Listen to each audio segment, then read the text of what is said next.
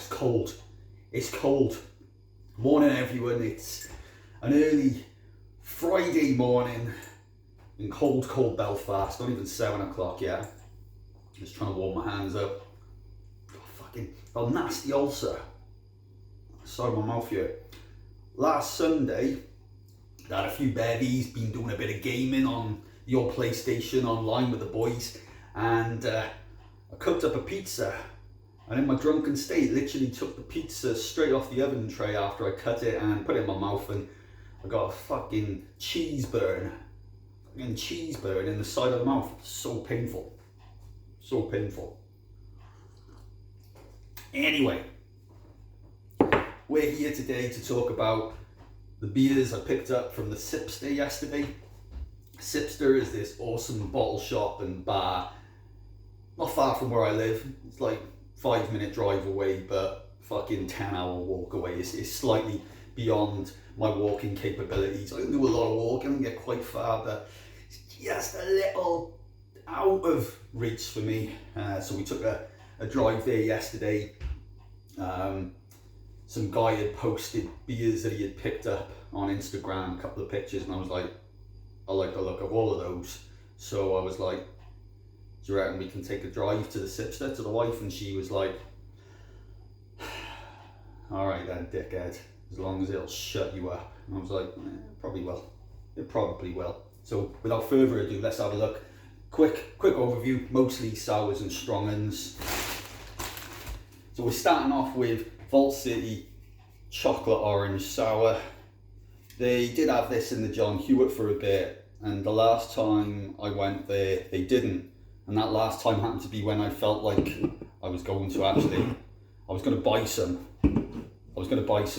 beers from the fridge, but yeah, they didn't have any.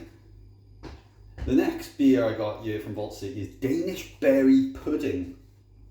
I was actually filling up my basket at the time in the Sipster yesterday. It's coming in at 6.4%.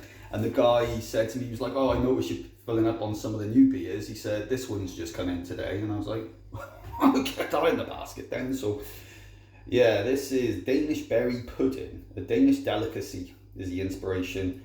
And it's a collaboration with, I don't know, I don't know, there's letters there which I don't know how to pronounce. It's like an A symbol and some other weird shit, but I was like, right, cool, I should grab that. Let's carry on. What else did we get from Vault City? Chocolate dipped strawberries, pastry session sour, coming in at a 4.7, 4.5. Why am I lying? The chocolate orange is coming in at 6.4, which is quite high. Yeah. Then we've got Stupid, which I seen advertised last month, and I was like, right, gotta get this. I believe it was based on a review. Somebody was like, why are you making all these fucking mad beers? Why, pretty much complaining about this style of beer.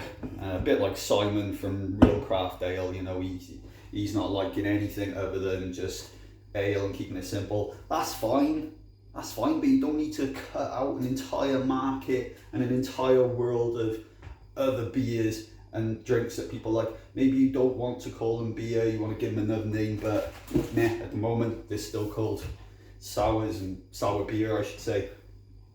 I personally, I like the adventure of these mad flavours, and especially from Vault City, because 9 times out of 10 they miraculously nail whatever obscure combination of flavours they're trying to put together. There's a few misses. Sometimes I don't quite get every layer, but most of the time I can taste everything they're trying to get across. This one I was looking forward to when I seen this pop up online. This is even small double maple triple chocolate blueberry, coming in at an 8.4%.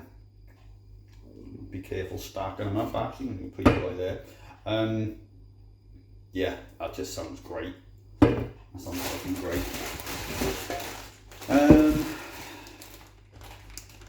Verdant Putty, coming in at 8%. I don't really know too much about the whole Verdant Putty thing. when I began my beer journey. I'd seen it pop up, and then I decided to get a tin last year to try it. I don't think I liked it. I know there's a review on here somewhere.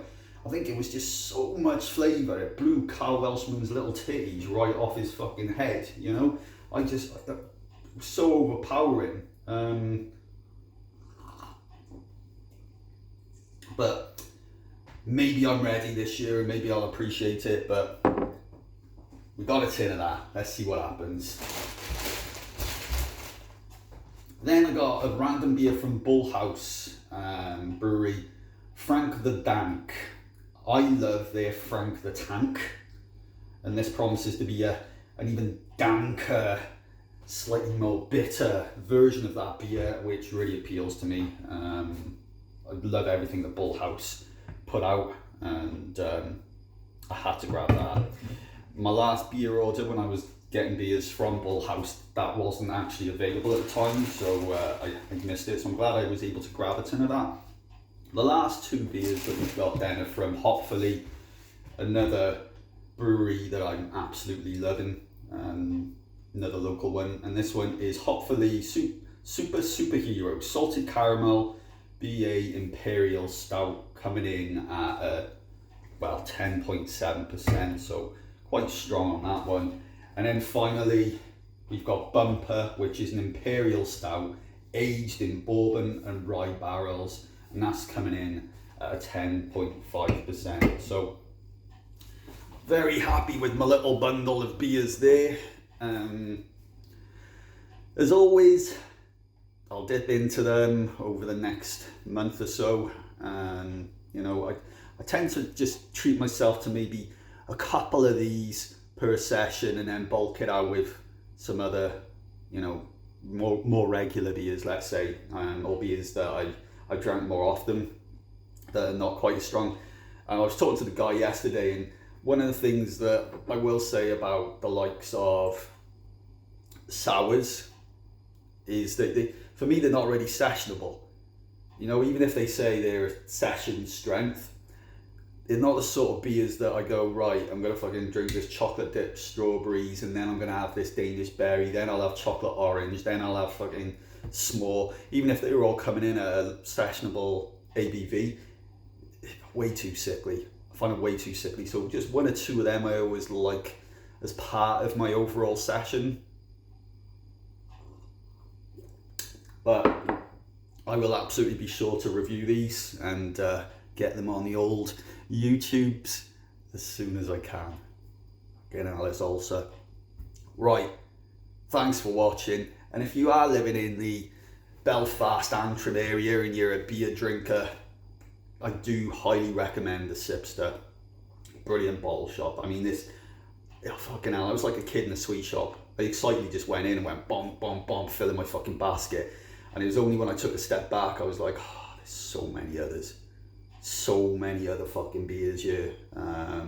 Thank fuck I don't live within walking distance of the place, otherwise I'd have a drinking problem for one, I'd have no money, and yeah, it'd be quite noisy as well, because it's quite a popular location. So thanks for watching.